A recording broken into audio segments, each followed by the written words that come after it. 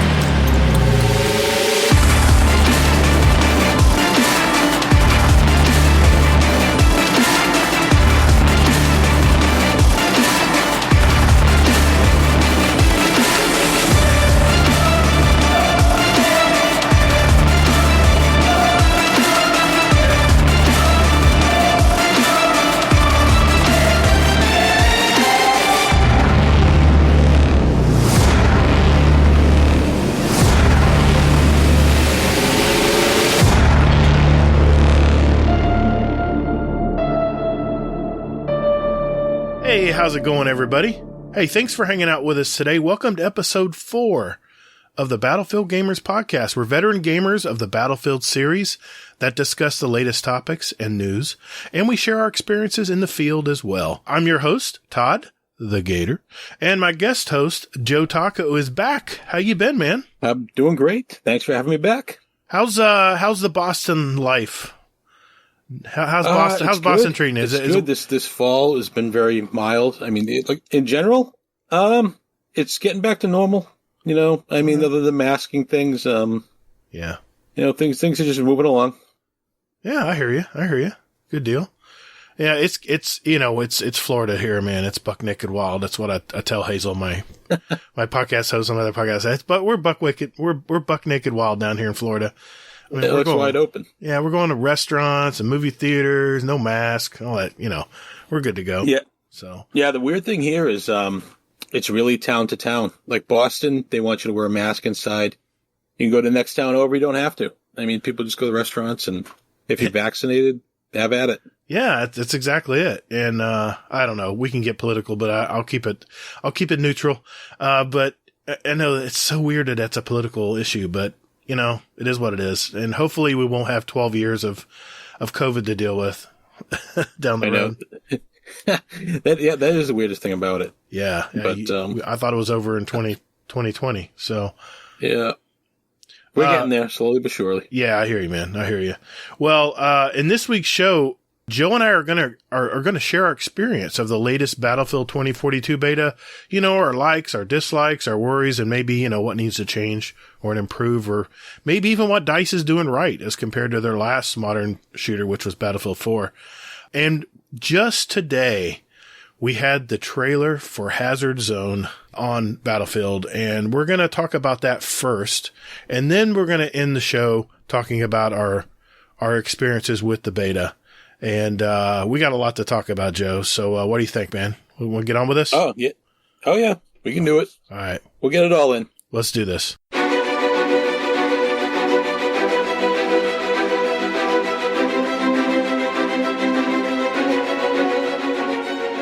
Hey, Battlefield gamers. Be sure to follow us on Twitter at Battlefield Gamers Pod. That's at BF_gamers_pod.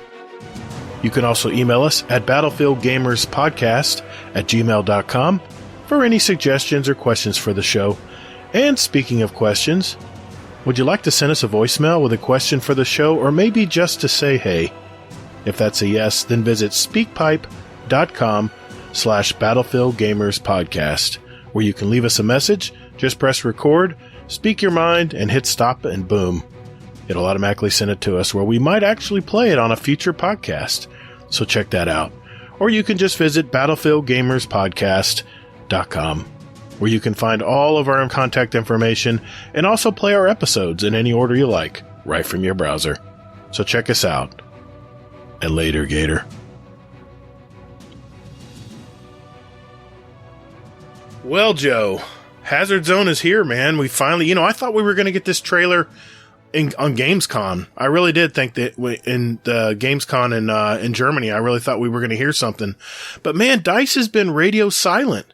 They haven't said a peep for like weeks and weeks and weeks. And these poor podcasts and YouTubers are like, geez, what do we talk about? So all we've been talking about over the last few weeks are leaks. Leak this, leak that, rumors and nothing officially from DICE. And finally, we got the beta, last weekend. And now today they've released a trailer for Hazard Zone, which I'm intrigued, but, let me just do this. They put out an article here and I just wanted to read some of it off and we'll talk about it. It says, in the year 2040, a worldwide event known as the blackout has caused over 70% of the satellites in orbit to malfunction and fall into the atmosphere.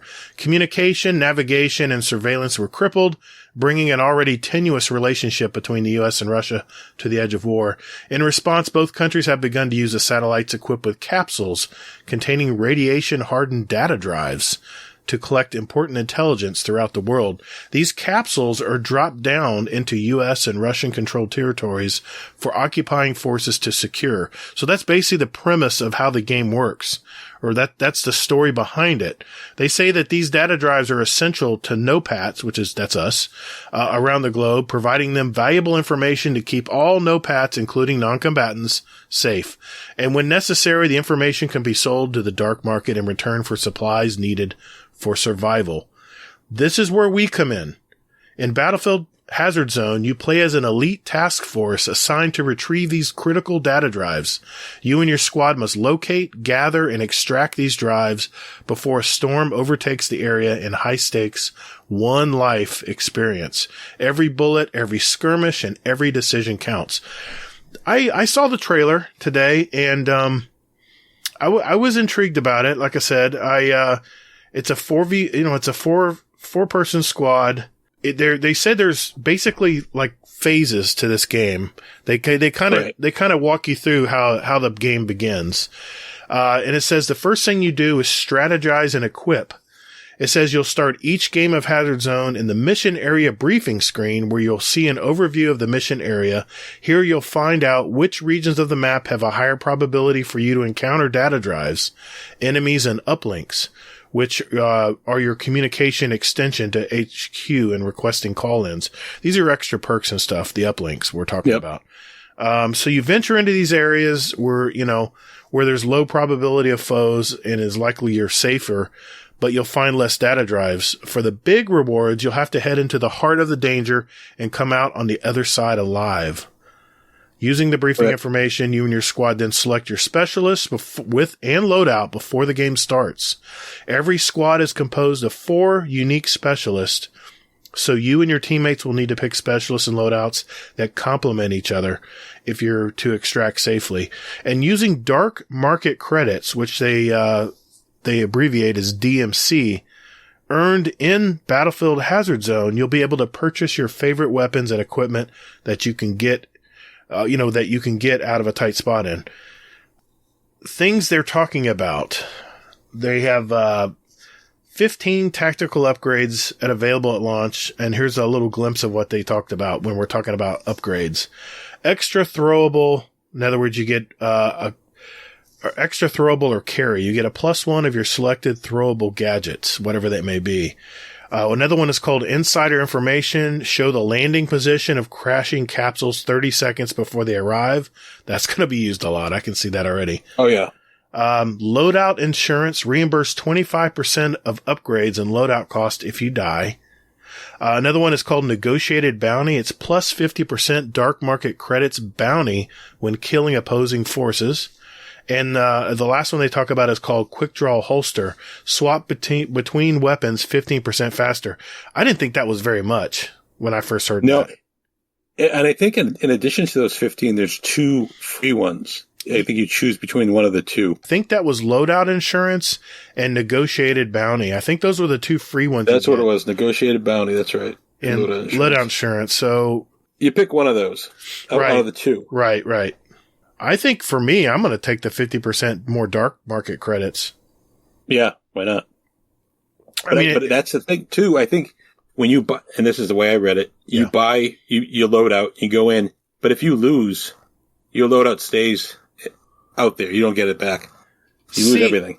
Here's the thing, and we'll get to the devs actually put some question and answers at the end of this article, and I want to make sure we read those because I know our listeners, just like we right now, are thinking, well, what about this? Well, what about this? What about this? So we'll get to that part. Well, the next phase, they say, is it's called insert. It says after you deploy on the landing zone, you'll use a scanner unique to hazard zone to search for downed capsules containing data drives. You'll need to be cautious as multiple deadly objects can spring up in your way at any time. In addition to other NOPAT soldiers searching for data drives, in other words, our enemies we're playing against in the game, there's also AI-controlled occupying forces that will be roaming the map and guarding data drives, so be ready for a fight. But be careful. If you go down, your teammate can only bring you back under certain circumstances, or what they call special circumstances. So, and then once we're deployed, you retrieve.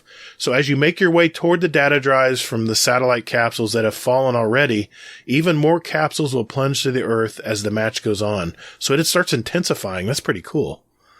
Right. And there's actually two extractions. There's one early. Right. And you get on that ship and get the hell out of there and just take your stuff. Or you can stick around, or if you miss that bus, you have to wait for the next one that's like 12 minutes down the road. And it gets more intense. But it's a high risk, high reward game. You know what this reminds me of? Kind of Escape from Tarkov. Did you ever play that game? No, I haven't. And I heard that mentioned today, and I'm like, oh, that sounds like an interesting game. I'll try that.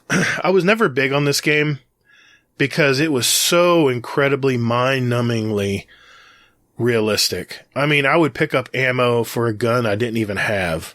I mean, they were like, it had to be 5.56 ammo. It couldn't be like general. It didn't have general ammo. It was very realistic, and it was scattered throughout, these areas you're running through, and it was very bare bones and very limited supply. It wasn't like an arcade type setup. It was very realistic, and I quit playing it because it was just so frustrating. And I know there's a lot of streamers out there. I know Dr. Lupo's one, I think, comes to mind that plays a lot of that Escape from Tarkov. But I think this is a little more casualified, if I can say that word, because it looks like it's you invent that word. Well, no, believe me, we know that word very well in the Destiny community. But it looks like it's a little more simplified. And from what I can tell, Joe, these games are fast, man. I think they're like 12 to 15 minutes long and you're done. Right. So it sounds like it's not a battle royale, but it's more like an escape royale, if there's such a thing. I'm not real familiar with this kind of game type. And, I'm reading on here in the article and it says there's several assets on the ground that can help you when enemies are closing in and picking off your squad one by one. Ammo stations are littered across the map, thank God, and they're marked on your HUD, so you'll be able to see them. Uplinks randomly spawn collectible laptops can also give you powerful abilities, so that's kind of like a battle royale. You can help turn the tide, bring back fallen squad members. Each uplink is encoded with a particular call-in, so keep an eye out for 3 different types available. The first one is called Support Uplink. It gives your squad a Ranger call-in. I'll talk about Rangers later. A Vehicle Uplink will give you a damn LAV, Recon call-in. Nice. Then there's a Redeploy Uplink. This is where basically you can redeploy your squad member at will. But from what I heard, there's respawn stations throughout the map. If you don't have this ability, this redeploy uplink, you can find one and bring your buddy back. I don't know. I think one of the perks is actually you can carry out into the game a redeploy perk. Mm-hmm. It's one of the 15. So yeah, exactly. And I think you can just do it right there with everyone guarding it. It's like a drop. Your guy will just drop from the sky. That's what I'm assuming. Right. Otherwise, it's kind of like some of the other battle royale games where you have to go to a station and bring your buddy back, and it's like visible to everybody, and you can get shot even before they hit the ground. So I don't know. I'm a little intrigued here. This looks very, very hardcore. I mean, as far as the Battlefield community is concerned, I mean, there's a lot. And it's definitely competitive. I'm intrigued too, but it's definitely not one of those things where I'm just gonna, when I jump on Battlefield, hop into this game. I'm going to have to plan. You got to plan it with people. Say, hey, we're all going to do this, right?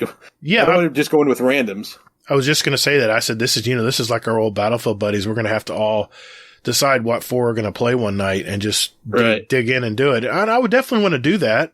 They play against each other. Just different squads. Yeah, you could do that too. So, the last part of the game part, they're trying to explain the steps of the game.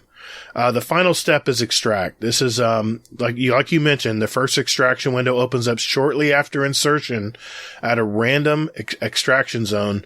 Once a location has been determined, you'll have to hurry, as you will only have a short time to safely get on board. Squads that are basing their specialist composition on speed may have the edge when it comes to the first extraction, grabbing data drives, and making a quick exit.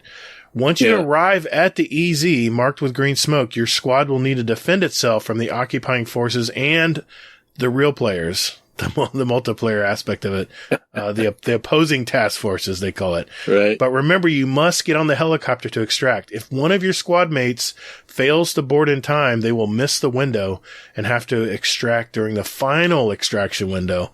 Holy shit. So half of your guys that don't make it to the chopper, they're going to have to stick around for the second extraction. So the first players that get it on the helicopter, the first extract, can they I wonder if they can watch you play, Yeah, I don't know. You must be it must be if you die, you're just watching. Yeah, exactly. It says once the first extraction is complete, the storm begins to take full effect, making the map more dangerous. To make matters worse, you'll only have one last attempt to extract. During the final retrieval phase, most of the initial data drives have been retrieved by other teams of NOPATs, and you'll be able to track these with data drive scanners. Holy shit. But be aware, your foes are tracking you as well. It's your call. Do you hunt down the remaining squads for more data drives? Because more data drives mean more dark material or dark market credits, right? Or do you focus on just getting the hell out of there? I think I'm going to pick the latter. I mean, especially if this game just starts. But it says at the storm approaches at its peak, the final extraction window opens. The last extraction zone will force the remaining teams to battle over the last chance to leave. Any team that's left behind effectively loses the round, and all data drives they have gathered at this point are lost to the storm. Fuck. Yeah. I think initially if you start playing it, I'd be trying to get out fast.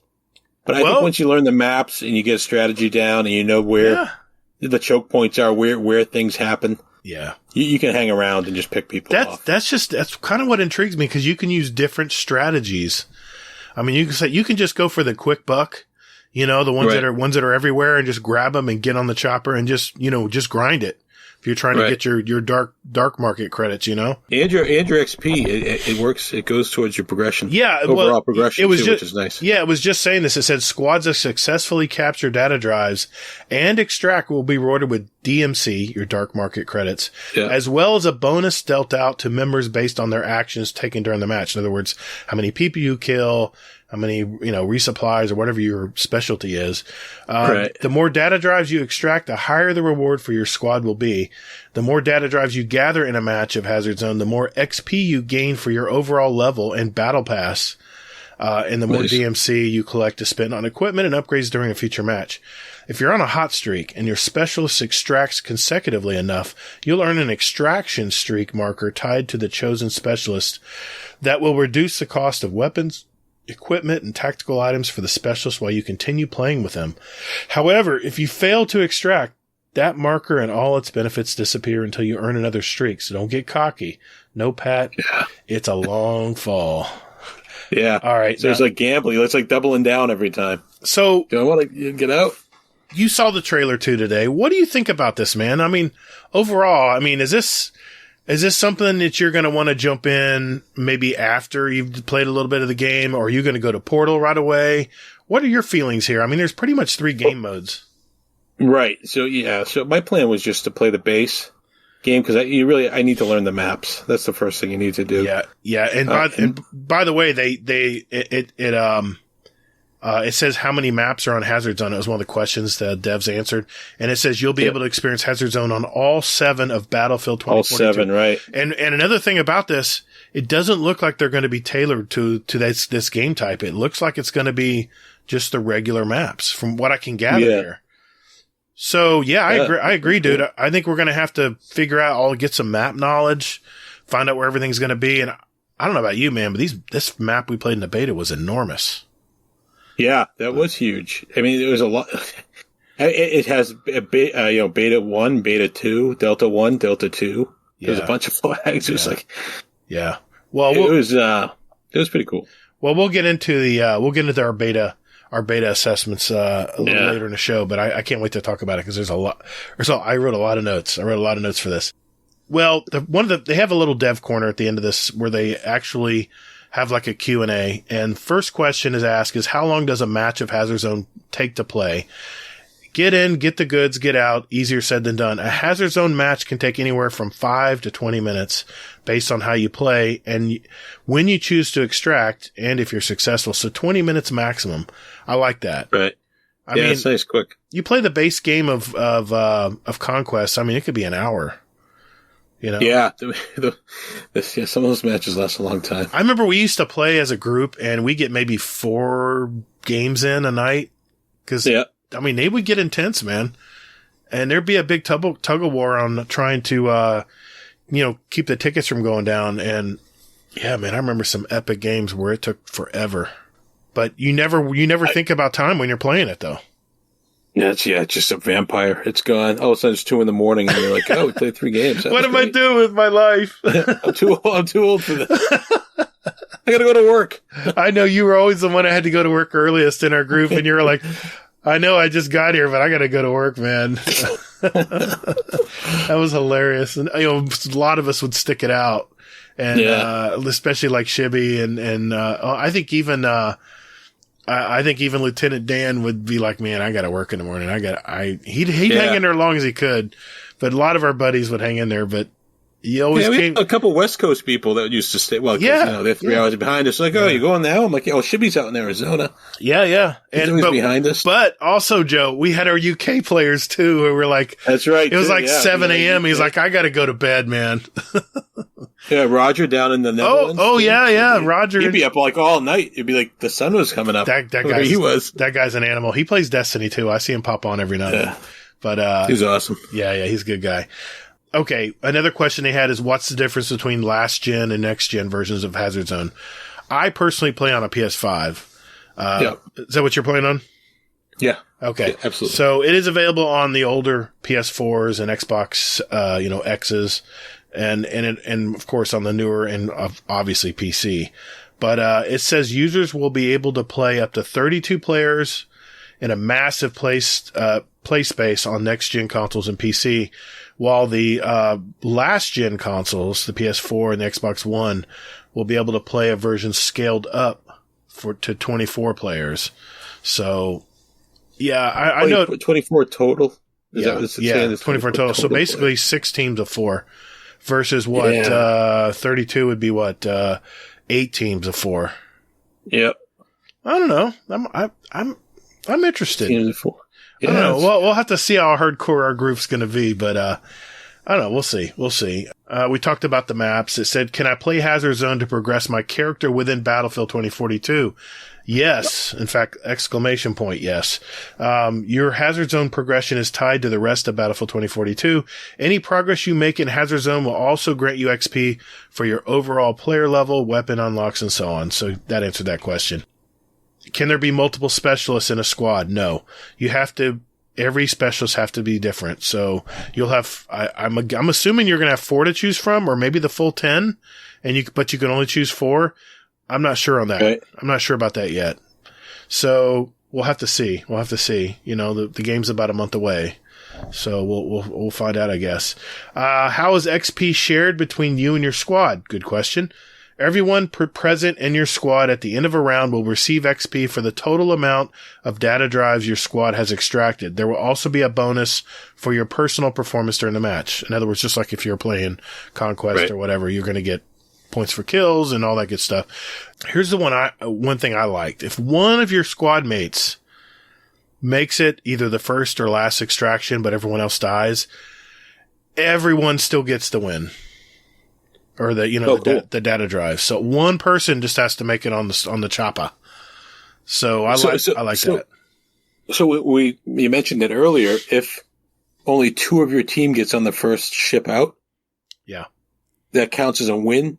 So your guys are playing with house money afterwards. Let's just say those data drives are locked in for your team.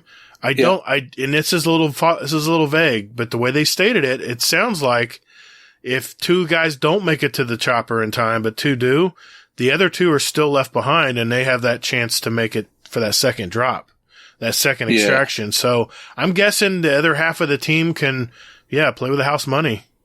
Yeah. I mean, maybe they're picking up extra drives or adding to the total if they get on the second one. That's what I'm thinking. So you would think they would spectate, right? And you would think so. I don't know if they would be able to talk to them because that might be a little unfair, but I don't know. They can see what the soldier sees. I don't know. I guess we'll find out. It's too early to really tell. It says our occupying forces, which is the AI in the game, always present in Hazard Zone. It says occupying forces are an ever-present and essential part of Hazard Zone experience and will pose a dangerous challenge if safely extracting with your recovered data drives. I have a feeling the AI, by the way, was pretty stupid in the beta. I was just going to say that. If it's like anything in the beta, you should be okay. I have a feeling these AI might be a little tuned.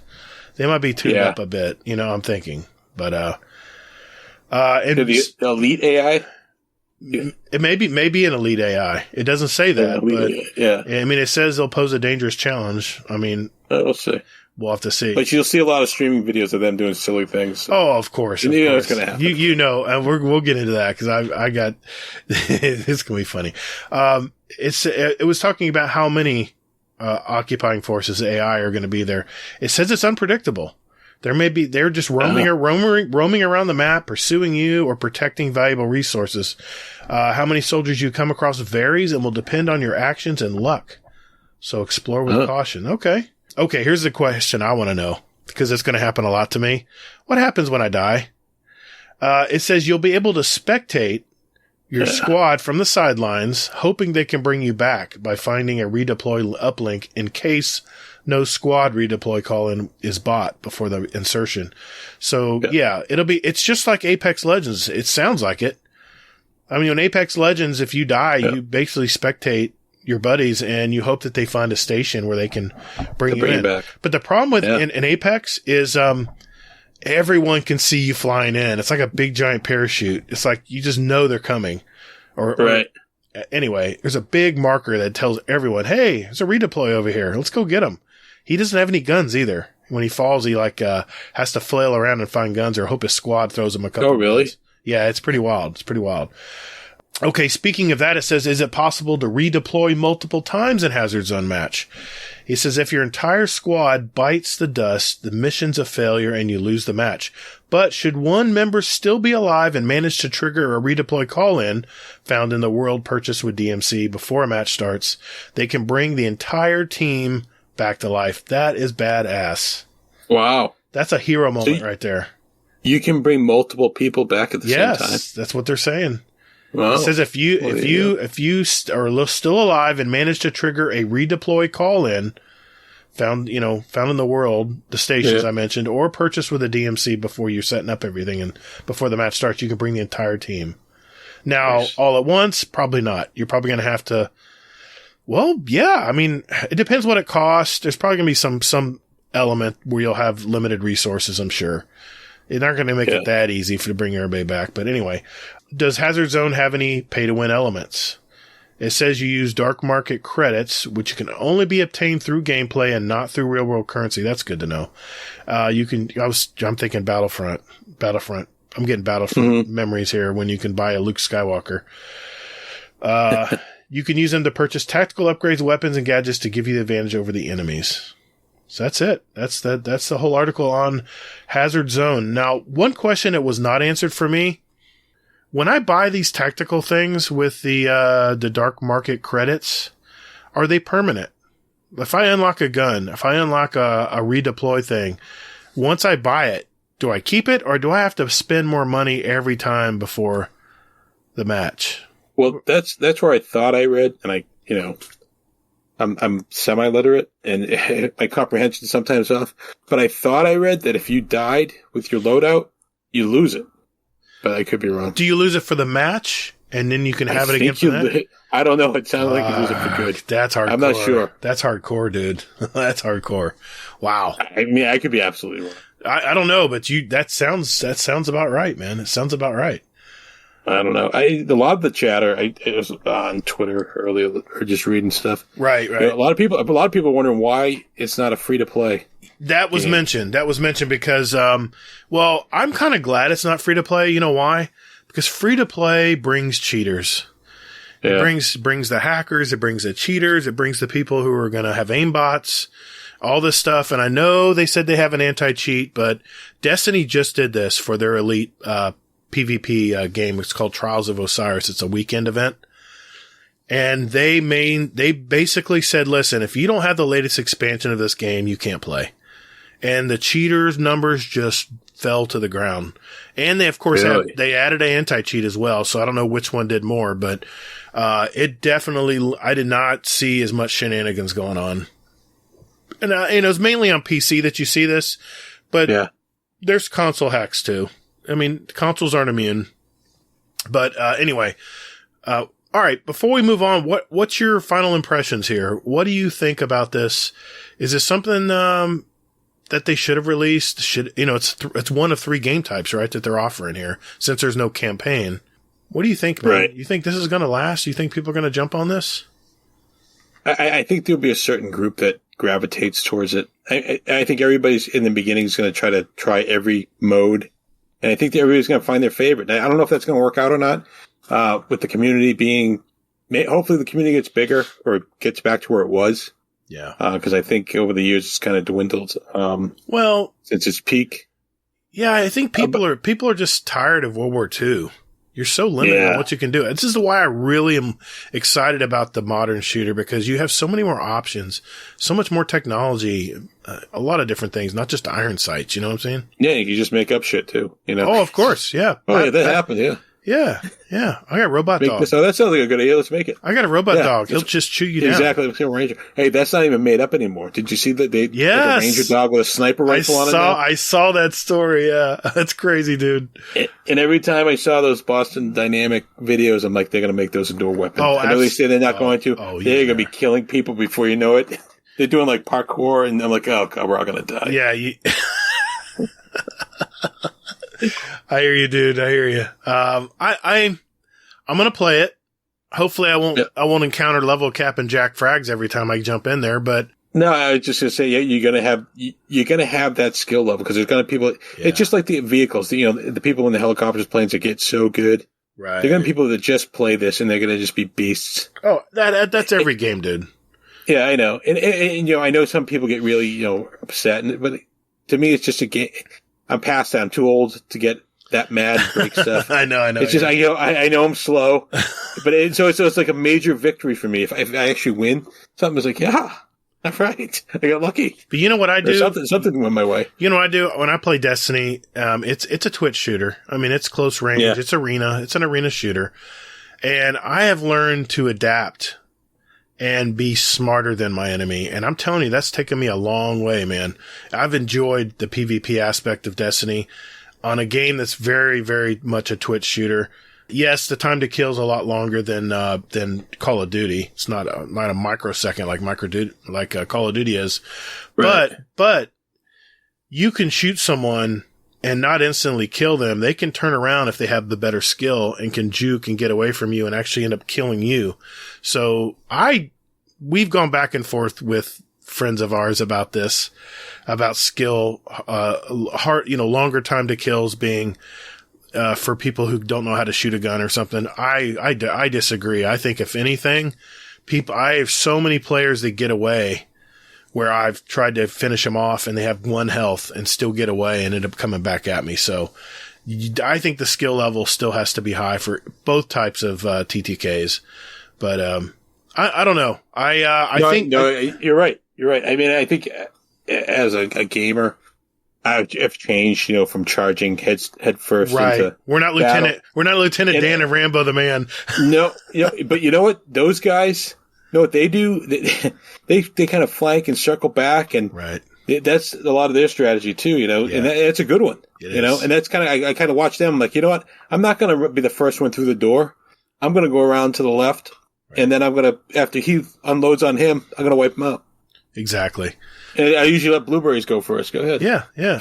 Rush right in. Let the idiots do it. Yeah. And another thing too is, they complement our play style, because I'm more of a mid-range player. Right. And I tend to, I'm not a sniper, but I like using ARs, and that's just always the way I've been. I like the AR-92. I like the A&K-90. I mean, I love these guns, the 2-shot guns that are very accurate. Yep. I love pulse rifles and stuff like that. So even in Destiny, I still like using pulse rifles over hand cannons and pistols and stuff. So I think this is something I'll probably play once I've played the base game enough, and I feel comfortable with the maps. And then one night say, hey guys, Wednesday night, let's do a hazard zone. Let's get 4 guys, and maybe have one alternate, because people have to fall out if they got to go to work or whatever. And let's see how far we can get. You talking about me? No, I'm talking about you. No. I'm not pointing you out. I'm just saying there's usually someone in the chat who is just waiting to get in, and usually people have had their share, whether it's from frustration or whatever. And it's good to have someone who can just rotate in and not upset the team. But no, that'd be good, Aim, especially if everything works out and we have like a regular. Oh, every Wednesday night we're gonna give it a shot. It's kind of a standing thing. Like, be here around 9:00, and we'll get a group together and we'll go in. Exactly. I really miss those days. I'm really hoping those days come back. So that was great. But that was every night. Every night you'd go on, and there'd be somebody to play with. It was so much fun, dude. It was so much fun. And you played every night too. And Exactly. And what was our clan name now? I thought it was Get Off My Lawn. Is it changed? No, it's still Get Off My Lawn. Get Off My Lawn. GOML. At one time, we were affiliated with what was it, over 40 clan? Right. But I wasn't even 40 at the time. I think I was. I wasn't either. I wasn't either when I joined. And I joined. Yeah, I had like a little OFC, and the capitalized OFC was you're actually over 40. Right. And now I'm pushing 50. So I know. I hear you, dude. I hear you. So we were gonna get up my lawn. There was was AGA. AGA. Adult Gamers. Wait. The Gray Bush clan. I think I heard that one. The Gray Bush clan was one of them. We have some creative individuals in our clan, man. That was Stein. I think Stein came up with that. Did Jason come up with that? That's awesome, man. Yeah, Darth Stein. All right. He's a funny kid. Yeah, I've met him several times in real life. He's a good guy. He does go down to Florida quite a bit. Great family. He seems like a great guy. Yeah, he is. Awesome. He's a nice guy. Well, okay. Now that we've talked about Hazard Zone, now the meat of the content, the meat on the bone, and we're going to talk about the beta right after this.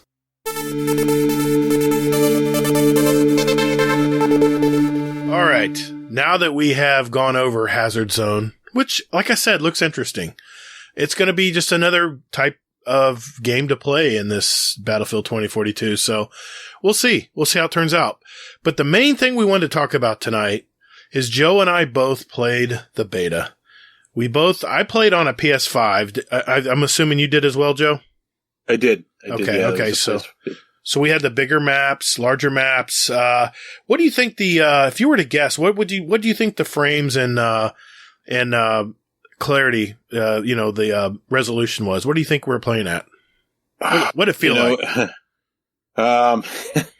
At certain times, well, that's another thing, but I don't know, 30. Really? You think it was 30? I think it felt like 60. Well, most of the time. I had some drops, I think. I don't know. Did you? Okay. I'm thinking 60, 1080. 1080p 60, maybe 1440 sometimes. I don't know.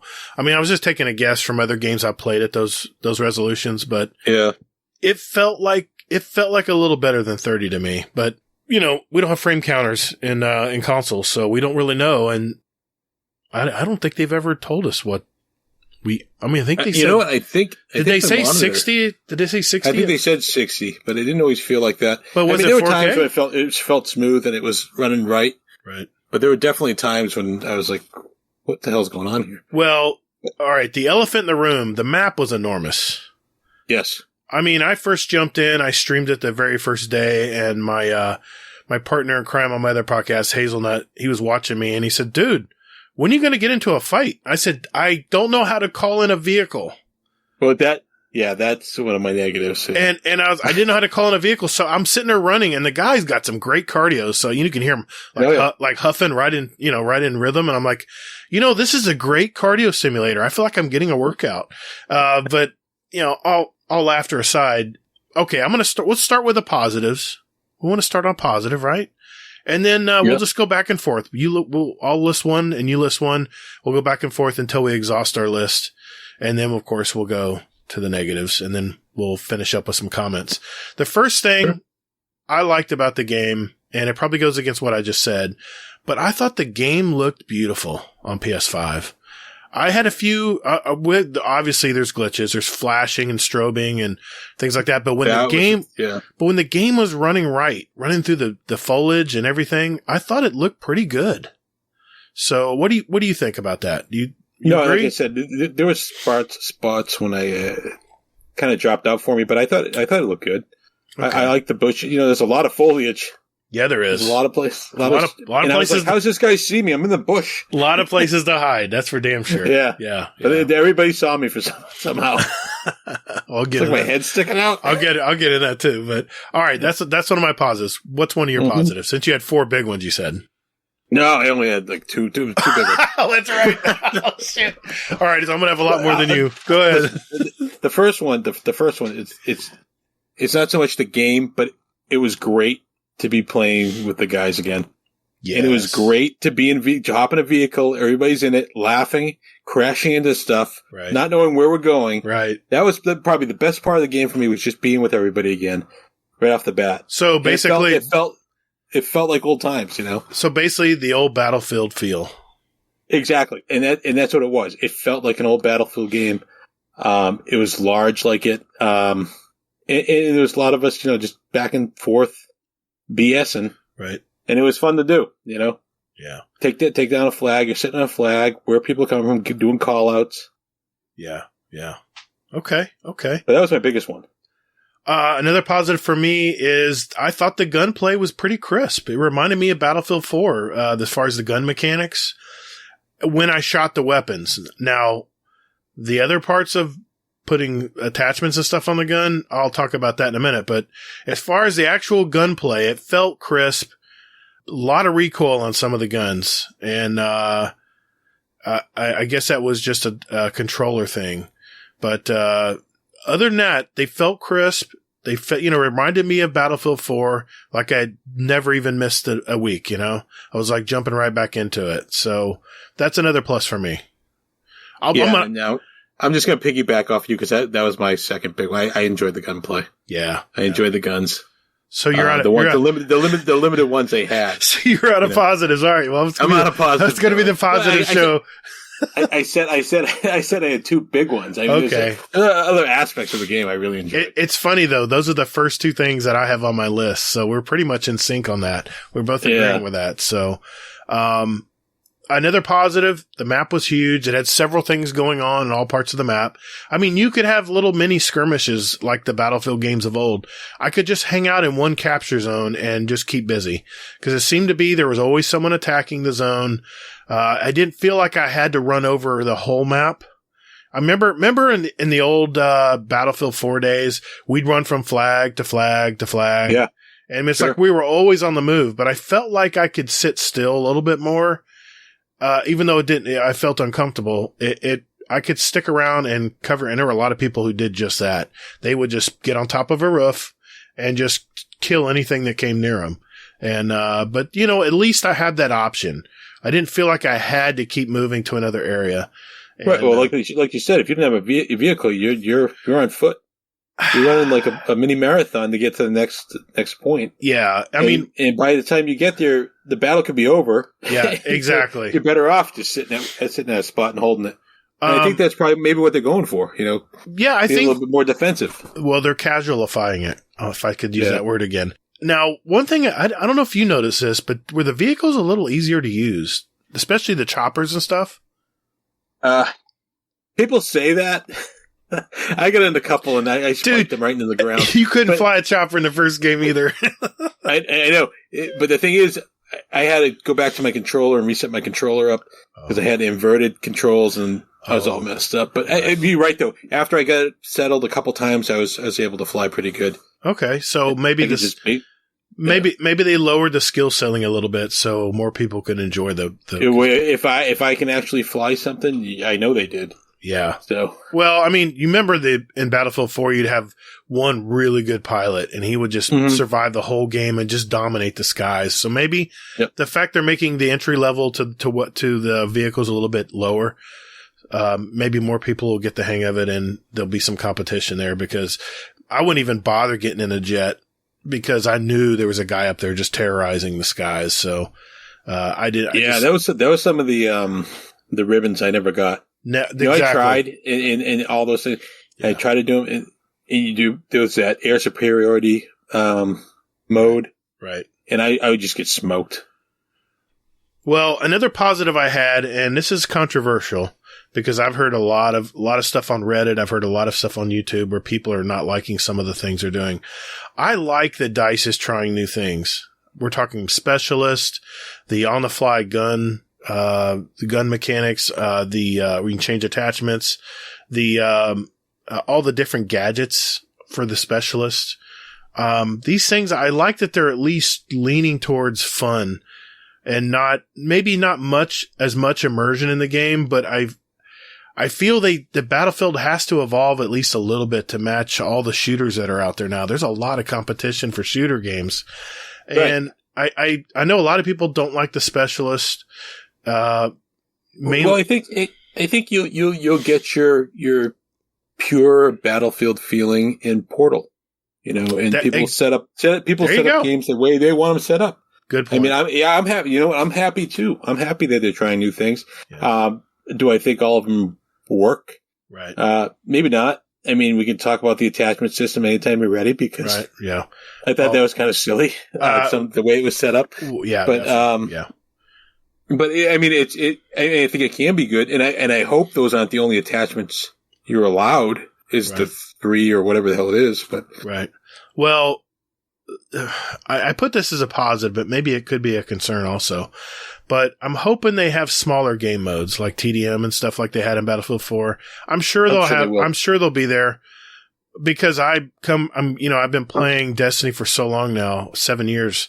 That I'm used to arena shooters now. I've gotten back to the not Call of Duty size maps, but a little bit larger, but not much larger, and more mobility and moving around and stuff. And I'm hoping that I don't have to get bombarded with vehicles, when I want to play certain types of games. I know there were game types we played where it was just gunplay only, especially the latter years of Battlefield 4. And I remember we had some great times playing in that too. So. Oh yeah. What was that one? There was the tower. They were up in the tower. Yeah. The Sokka Tower or something like that. That was always fun. Right. I remember that. Yep. But yeah, there was I can't imagine they wouldn't, because they're going to have the whole battle pass type thing, and they'll drop new game modes throughout the year. I can't imagine they won't have a rush game. Yeah, I've already heard Rush is coming, so I heard a rumor that not officially, but I heard a rumor that Rush was coming. Overall, I saw that as well. The game has a lot of issues, and it was fun to play though the time I did play it. But now for the interesting part, all the worries or negative things about the beta, and I'm gonna just talk about the obvious one here, and it's probably one you have too. There was no mini map to pop up. Right. I pull my mini map up so I can keep track of where I'm going. Like I want to see, like in a snapshot, where everyone's going to, so I know where to start heading. When I first jumped in, I hit my center pad on my controller and nothing happened. Nothing came up, and I'm like, wait a minute. You mean all I have to rely on is this tiny little square in the bottom left-hand corner of my screen? Yeah. And it's so small. I thought it was pretty small. I'm looking at it going, okay, it just shows the area I'm in. there's no grand map where I can see the entire battle.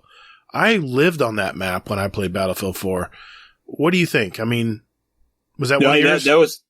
That was combined with something else. Yeah, that was definitely an issue for me because you're right. I always went to the map just to see where I'm going. Like you said, where the movement was, right, where the battles were. That was tough. But in line with that, and what you said earlier about not being able to get a vehicle, there was no command rows to just say, "Hey, I need a ride. I need ammo." Oh yeah, to people that aren't in your squad. But I heard that that's actually added to the final cut release version, the final cut. Good. But it wasn't in this, so I'm like, well, because that vehicle goes humming by me. I'm like, what? I just keep shooting at him. He keeps going. Yeah, I know. You see, I'll say, "Hey, I need a ride." You something will flash up so they know. Yeah, the scroll wheel. Yeah, the scroll wheel. The what I can't remember what they call it, the star wheel or something like that. Where you well, it was. I can't remember. Comrose wheel. That's it. Yeah. And speaking of controls, I thought the control scheme was very clunky on console. The pop up UI for gun attachments, you have to use your buttons, not your arrow keys, not your directional keys. That's what killed me. Yeah, because the directional keys are set up like the plus. Right. So I'm like, oh, naturally, I'm like, I can get it to come up, and I'm pushing up on the control pad, but it's not moving it. I'm like, how do I unlock these? And then finally Shibby said, you have to cycle through with your button. Yeah. Like, and that doesn't make any sense. And then I heard it was like, whack-a-mole where you'd add one attachment and it would take another attachment to default. I heard it was a little bit of that too. You had to get the sequence down. It was that, and then and this is once again, it's beta, and I know. Yeah, I understand. You do your loadout, you die, you'd have to do it over again every time.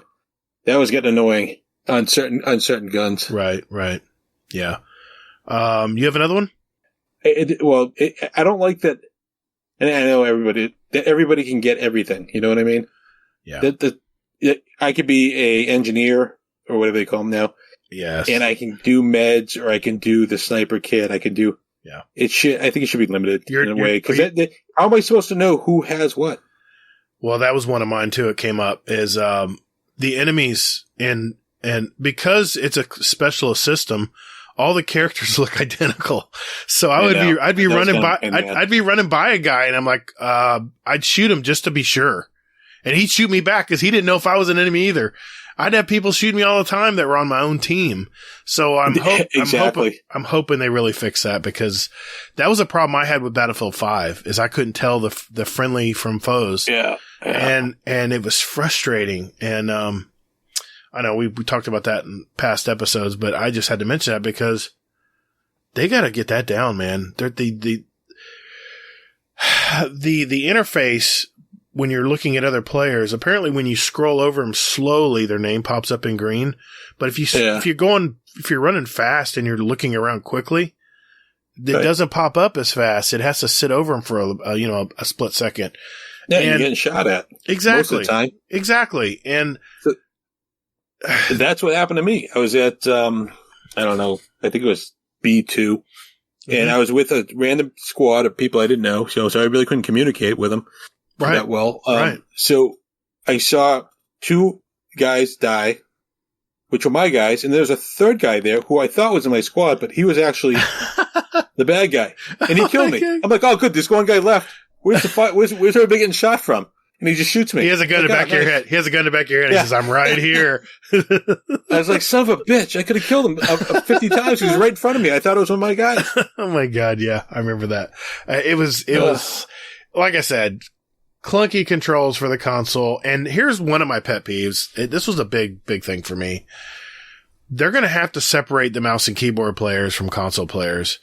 I mean, with a console player, you're going to have more recoil on your gun.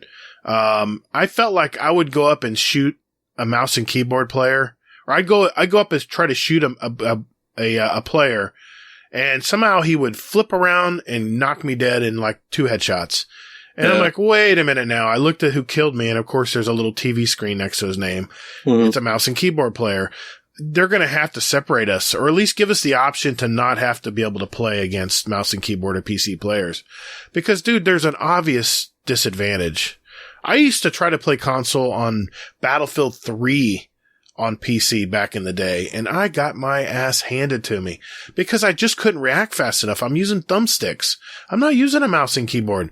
I'm not flipping around I'm not flicking my mouse, on my mouse pad. I didn't have that option when I played with controller. So being that I'm on a console, I have no choice. I have to play on a controller. So I noticed there were a lot of mouse and keyboard players in the game, and, they're going to have to separate that, or at least give us the option we don't have to play, but other console players. I don't care if it's Xbox or whatever. It just has to be a console player. Right. It was tough, during the beta to try to just get, it's a little frustrating. Because I went in, angry dad was in a game and I went in with him and we went around shooting everybody. I'm like, are these guys all bots? He goes, well, I switched it so it's only, PS5 only, and everybody in the game was a bot. What? It was it was just me and him, and we were killing the bots. And that's the only we just went up to the rocket thing, watch a rocket launch, and there's a helicopter just circling around us, not shooting us. Wait a minute. You get in a private game? He went in, he was in the game, and he set it up so it was just PS5 only. So you have that option. Yes, you do. But I think it was only PS5, but everything was AI. Everybody I was shooting was AI. Oh, wow. And I'm sure it was pretty funny because it was just me and him. We were just messing around, just watching the rocket go off. And that was pretty cool. I saw the rocket launch. We were right next to it. Right. I didn't see it explode, which, I heard it can do. Yeah, you have to shoot it on the ground. Oh, is that what it is? Mm-hmm. Oh, nice. Typically with probably a chopper or something. Yeah. Or a tank. Yeah, no, I didn't see that. So, but I mean, even that was a little disappointing from a evolution type standpoint because nothing really changed after it took off or blew up. Right. So the map didn't really change. But that's cool though. You guys could go learn the map. You could just worry about little bots. Well, that's what we were doing. And the bots were probably stupid as ever. They probably were dumb. They sucked. Yeah. And, I'm not gonna lie. I did die once, but it wasn't my fault. I was just checking out. I was walking around, just checking things out. Right. Guy killed me. I didn't do that. I played all the PC players, so I was I was getting frustrated. I was, once I found a group of enemies, I would come up. I would even come up behind someone who didn't even see me coming, shoot them in the back. They'd flip around and kill me, and I'm like, this is not going to fly. Yeah. And I got to admit, man, some of my weapon my hit detection wasn't very good sometimes. I would shoot 3 or 4 bullets in someone and not see any hit marker. Yeah, I thought I was landing a couple that I might have missed. I don't know. That's why, once again, it was beta, and I can accept that. Another negative, sensitivity settings on my controller were so complicated. They had sensitivity for everything. I'm like, it's really overkill. I mean, we just need to get a turn radius sensitivity and aim down just your basic sensitivity settings. And I was trying to tune that in, and it took me forever, dude. And finally, I just went to default and just played that way. And then the beta was over. And the beta was over. The way you wanted them. Exactly. And now when it comes back out, you'll forget.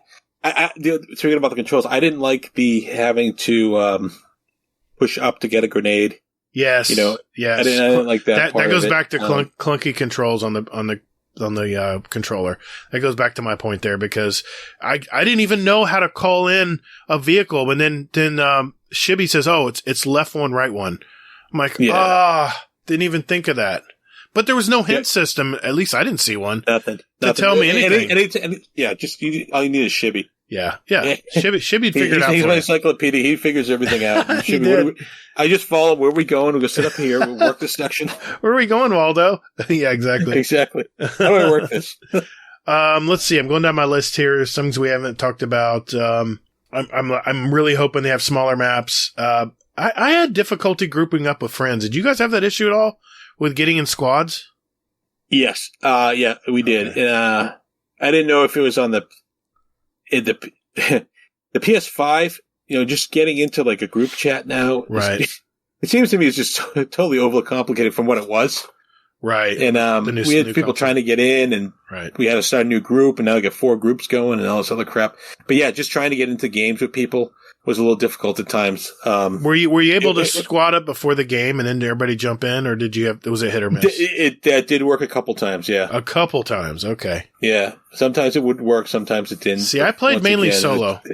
I played mainly solo because I was doing it on hours where most of you guys were working still.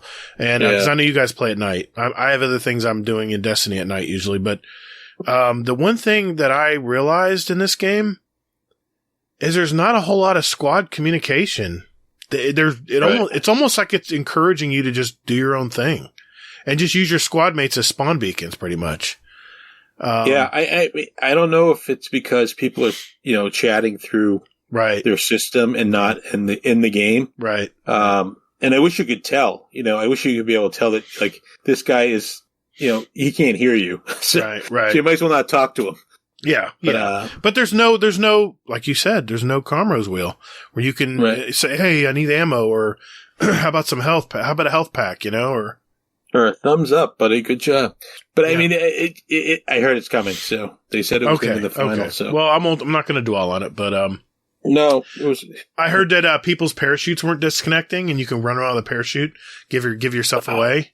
I think True Vanguard mentioned that in his video. I was like, oh man, I didn't even bother to look up. I probably should have. I probably had a big parachute above my head, I'm sure. It was one thing that happened there when we were inside the tank and we were on the gun. The gun bounced around all over the place. Oh, it was jittery. It was jittery as hell. Yeah, hopefully that's been fixed already because it's. And once again, it was. I was in a helicopter a few times and shooting the machine guns, and there it was tough to target anything. It was a little jittery too. So did the gameplay music get to you after a while? I don't think so because I don't remember thinking about okay, it. good. It got to me because of course I was playing solo, and the game music had the same game music, and it got to me over a while. I'm like, man, they got to mix it up. And I did love that there was real world radios in some of the Jeeps and trucks. I thought that was cool. I'm like, that was pretty funny. Like, what the hell is that? Where's that coming from? That's exactly what I said. And it was a truck crashed behind me. I'm like, where's this music coming from? I was streaming it, and people were watching my stream and going, wait, whoa, stop. Where's that sound coming from? And then I realized it was like a little, that's a little callback to some of the older shoot 'em up games they had, with the cops and robbers. Remember they had the radios all the time? Oh yeah, that's right. But Hardline, exactly. Was it Hardline? Yeah, it was Hardline. Yeah, we played a lot. We played a good chunk of that too. Yeah, cops and robbers. That was a fun game. My sentry dog, I figured out how to call stuff in finally, by the way. And I would throw my sentry dog, and not only was he the most inaccurate piece of crap, but he'd give my position away. My guard dog was sitting there shooting stuff that it didn't need to be shooting, and I would have to run away from it and just hide because it would give my position away, and people will just start, squads that were communicating would come up and talk to, and not wipe me out. And then of course your sentry dog's still there. You can't call it when you come back in. You can't call it in right away to get a new one. Right. I don't. So, yeah, it wasn't as effective as I had hoped it would have been. I thought I could control it a little bit better or something. Yeah. And I was having a problem, and I don't know if I put this out there, but when I tried the drone, I could ascend, but I couldn't descend with my drone by pressing the circle button. I didn't know it wasn't my control. I know it wasn't my controller. No. That was a known issue. Sometimes you couldn't even pop it up. It wouldn't even. You had to do it like several times to get it to even enable it. So. Yeah. I saw all the C4s on the drones. I saw all those. Those are pretty funny. They should be able to ride them, but they're too small now. No, they're way too small. I don't know. The Battlefield 4 UI just seemed more coherent, more intuitive. And this new Battlefield 2042 UI, I just felt uncomfortable. I couldn't put any. I think another thing too is you never got a scoreboard at the end of the game. Where was the scoreboard? It was hard to find. Yeah, they didn't come at the end. You had to go in. I forgot how we did it, but you could actually see it. Yeah. Probably by pressing options. But I don't know if it's because, Battlefield 4, we were coming from Bad Company, BF3 into 4, and they were all pretty similar. Right. The UIs. And so it was kind of like, so you're used to it. So maybe I'm hoping, they fix some stuff up. Right. And then once you're used to it, it's like second nature. It's just, I hope. Well, if you put that much time in it, I hope I do. Any other negatives? Any other criticisms before we move on? Yeah, you know what? I didn't like all the zip lines everywhere. Yeah, those it things. It seemed like they were all over the goddamn place. Like, yeah. suck. I was in the rocket area. No, it was the warehouse across from the rocket area. And I could not. I take the stairs, and then a dead end. I'm like, whoa. Yeah. How am I supposed to get up here? And people on the stream were like, what the hell is this? How are you supposed to get to the top? Well, then I found the zip lines and you were able to zip line up. I just didn't know the map. Yeah, exactly. That's going to take time. And on the back, there's actually a ladder off of for a little upper level. You get up to the first roof and you use a ladder that goes all the way up to the top. And the funny thing about that spot was I already had a Battlefield moment there because somebody was a sniper out in the woods and they had put C4 there. So when I went to go to the ladder, they blew me up with C4. And I could see the guy. First he shot me, right? He sniped me. And then I'm like, oh, he's gone because I didn't see him. And I went to go do it and he was over there. He just C4'd my ass. Oh my God. The C4 is out of control, dude. Yeah. But those are I'm sorry. It's actually C5. Oh, I'm sorry. C5. I'm sorry. We're in the future here. I'm sorry. I wasn't technical. We're in the future. I know. I'm not technically inclined in future military hardware. But, well, just some notes to follow up here. We've played games in Battlefield since Battlefield 3, I believe. I didn't play Bad Company 2. I missed the boat on that, and I'm still kicking myself, as I heard you guys had so many great times playing that.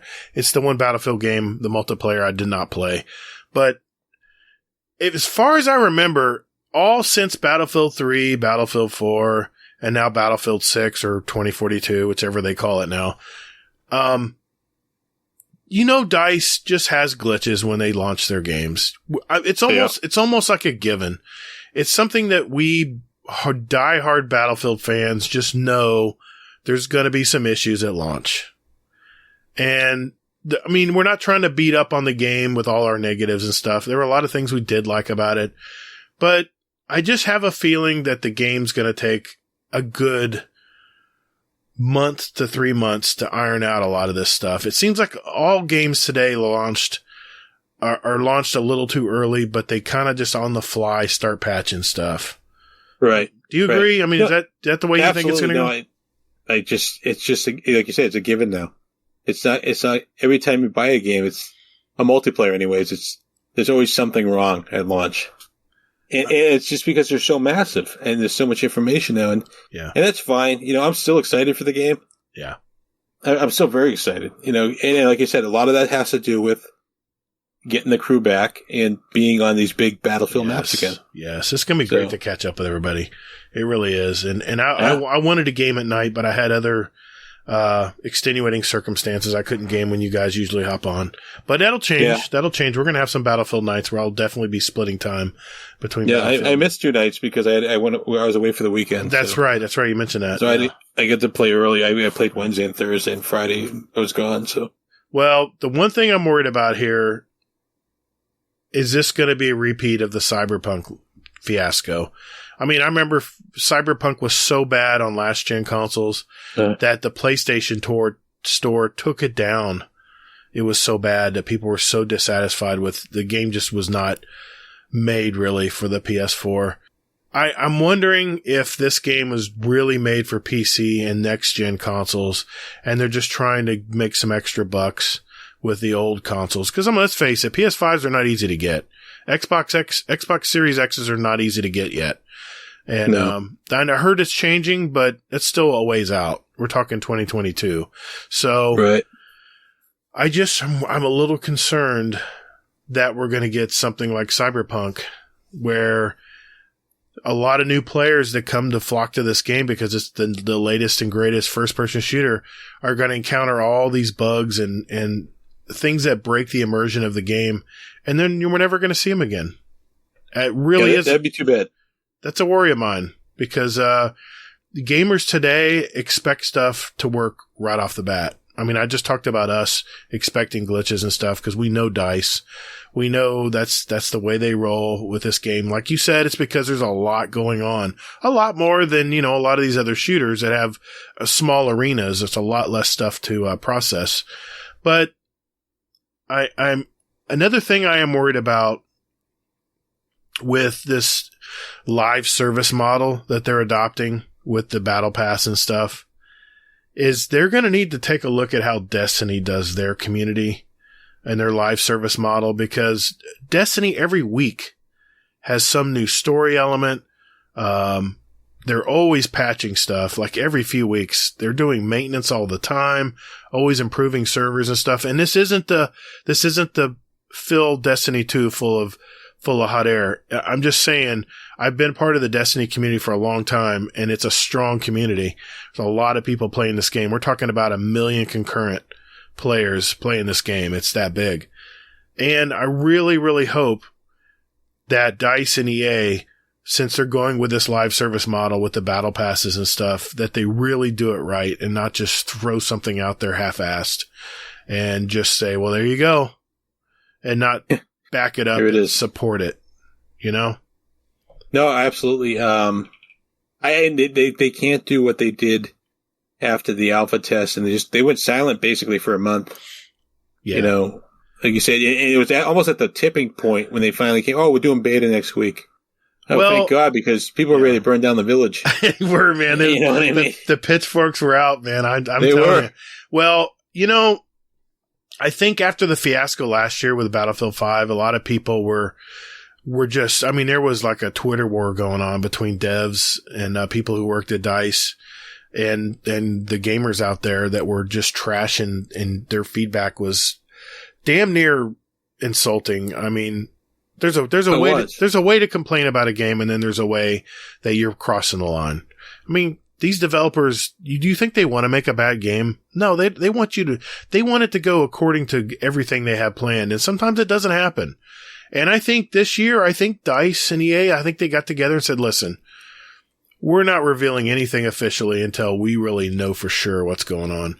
And the fact that they got an extension on the game for a month, I really hope they take use of that time and they really improve a lot of the stuff from the beta, because, like I said, I mean, we saw a lot of stuff that when they doing the alpha testers and the alpha gameplay, we saw a lot of leaks that they weren't supposed to leak, but they did anyway, where there was a lot of, some of it looked good, but the graphics were so scaled back that, it was definitely a test build.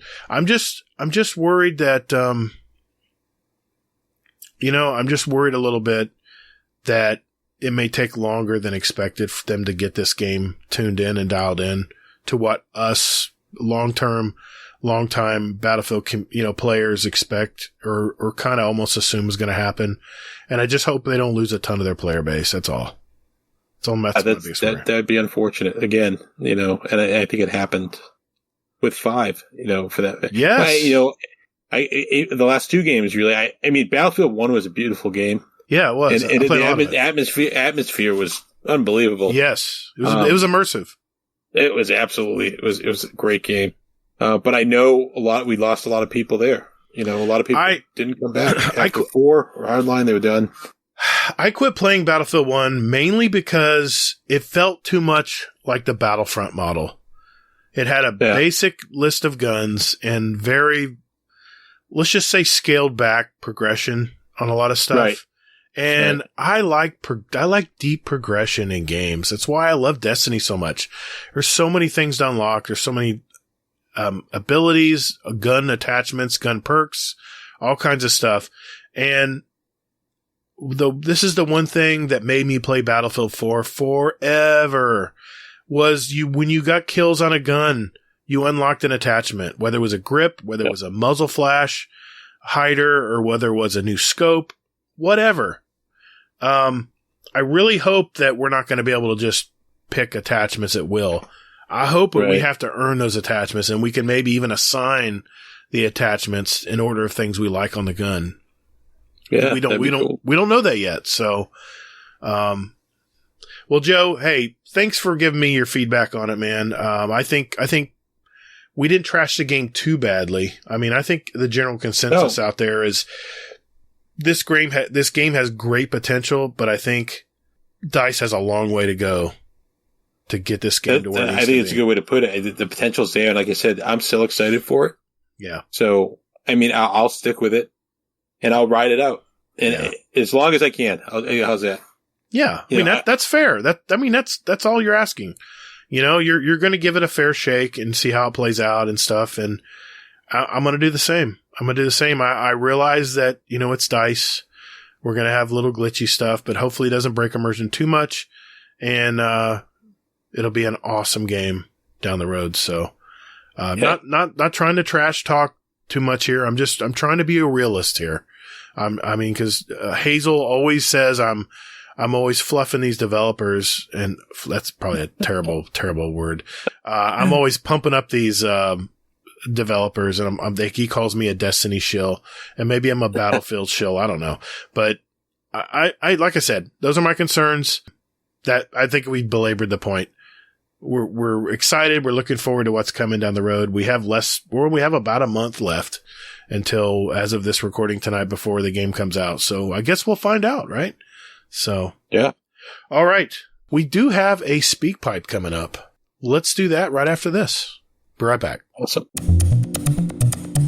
All right, listeners, before we go, we do have a question for the show, and it is from our SpeakPipe, which is our audio voicemail system. You can send us questions for the show, comments for the show.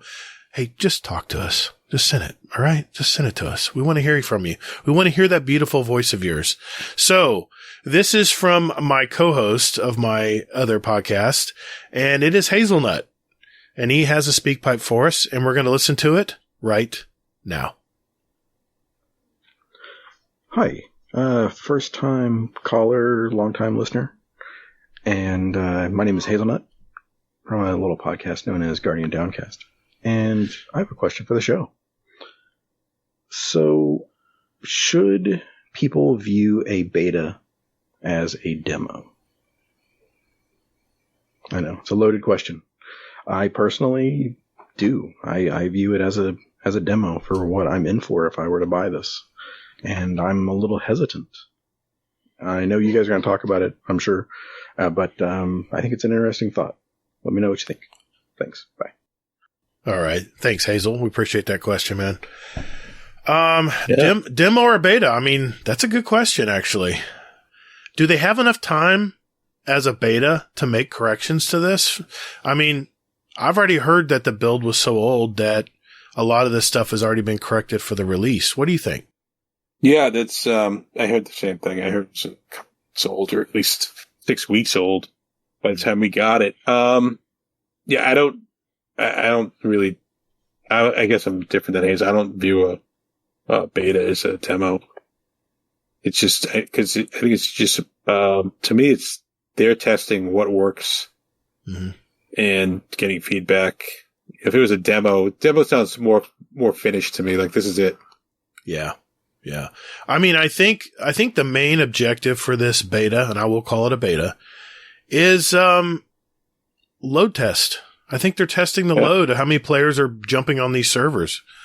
And, they are dedicated servers. So, it's the way Battlefield games have always been. They've always been dedicated servers, not peer-to-peer based. So they have to know if their systems can handle this volume. And I'm sure they got a ton of volume over the 4 days that they had this beta. I think the beta should have been a little longer. I think I would have enjoyed it better if I had more days to play it, but I'm just glad they had one, I guess. But yeah, no, you're right, because if you didn't pre-order or have EA Play, right, you had 2 days with it, basically. Yeah, and I'm thinking of a demo like a demo that you download from PlayStation Store, where you actually can play the first couple levels of the game. Yeah, and then it says, "All right, here comes the paywall." So, all right, if you want to continue, if you want to continue on, there you go. It's time to chuck up the money and buy it. So, in that respect, I would think this was a beta, Hazel, and not a demo. And I don't think the release will be this bad as the beta. But as I mentioned earlier, Joe and I probably agree here. We're used to little buggy games coming from DICE initially. And we kind of tolerate it. I mean, I remember we couldn't even talk in Battlefield 3. We couldn't even talk. We couldn't even use the game speak. And, it's brutal. I can't remember what rubber bands and stuff we used to put chats together. I think we used GroupMe and we were talking through it. I don't remember. It might have been, yeah. It was so crazy, but, Well, everyone, that's a wrap. We appreciate you guys listening to the show. Hey, Joe, how can people find you out there, brother?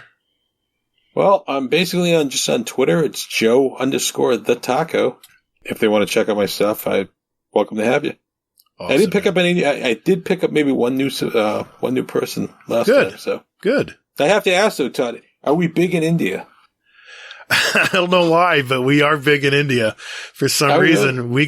we got a bloom of downloads in India for some reason, Nice. and I think they have a special podcast app out there that I'm on. That our show is on. So I think it was initially a big hit because it was a new show coming on that platform. But we do have quite a few downloads from India for some reason. So hey, the more the merrier. Welcome. Yeah, hit me up on Twitter. Yes, definitely. Definitely. You can find me on Steam and PS5 as Gator. That's GATR, all caps. And don't forget those underscores. You can find me on Twitter at Todd the Gator. And you can visit my YouTube channel. It's Gator, the same way it's spelled. GATR, underscores in between, all caps. And we now post all of our episodes on that very YouTube channel. So if you are like me and you're sitting in the office and you want to, you're not really need to watch a video, but you just want to hear some stuff on YouTube, it's there and it's available for you to listen to. So just another option. You can find our podcast on whatever catcher you have out there. Whatever podcast app, Overcast, Spotify, Apple, Podbean, all those areas you can find us. And, we're available just about everywhere. Or you can just go to our, podcast website. It's battlefieldgamerspodcast.com. We're on Twitter at BF_gamers_pod, or you can email us at battlefieldgamerspodcast@gmail.com. So, like I said, if you want to find out all of our contact information, battlefieldgamerspodcast.com. All one word. And, we hope you'll ask us a question like Hazel did this week on our SpeakPipe. It's kind of an easy way to send us a voicemail with a comment or a question for the show. Just visit speakpipe.com/battlefieldgamerspodcast.com. I'll post all these links, by the way, in our show notes or show description. So, check out that. And I did want to mention, I do also have a Destiny 2 podcast. It's been running for almost 3 years now. It's called Guardian Downcast. It's where we interview content creators and community members to hear their story. And so if you like the Destiny game, or you just like to check out some other types of shooter games out there, check us out. Hey, everyone. Thanks for listening, and we hope you join us next time. Take care, everyone. Hey, and be good to each other. And later, Gator. You need an outro, man. I need an outro. I gotta make up one. You gotta work on that, man.